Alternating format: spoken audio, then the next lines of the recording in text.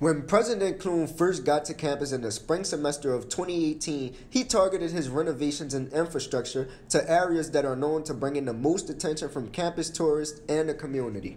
The ballroom was the first attraction that President Clune decided to renovate. That's where the community comes. That's the community's experience with Nichols. So we focus on the ballroom first. And shortly after, the library's lobby and the stairwell was touched up with the new Starbucks self-serve kiosk that brought in much more student participation. And then we knew that a lot of students didn't go into the library, didn't venture into the library because it wasn't a welcoming place.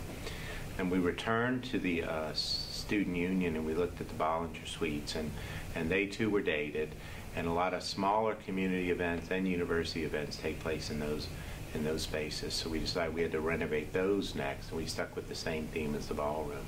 The bathrooms in Pelshey Hall are now looking better than they were before, and the budget is enough to be able to cover some of the lighting in Pelshey, which will be present in about 8 classrooms. We got a commitment to take the old greenhouse structure, the cinder block structure that is on Bowie Road, it is an eyesore. We will level that and rebuild it in the same style, but with brick, higher walls, higher roof.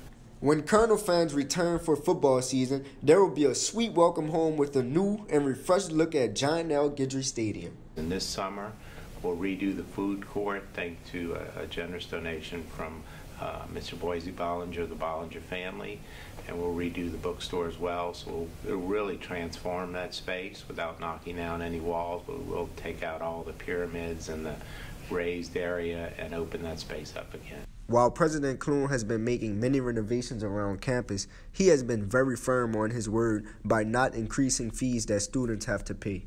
You know, we try to be strategic. I committed to students, I will not raise your fees to renovate, reconstruct, refresh buildings.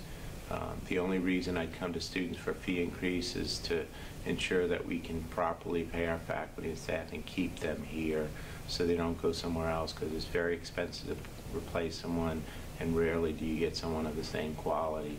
So we're doing all of this with state support, some operational funds, and donor support. Like Dr. Clune says, anything could be renovated next. So what's next up? Reporting with KNSU TV, I am Shannon Royer.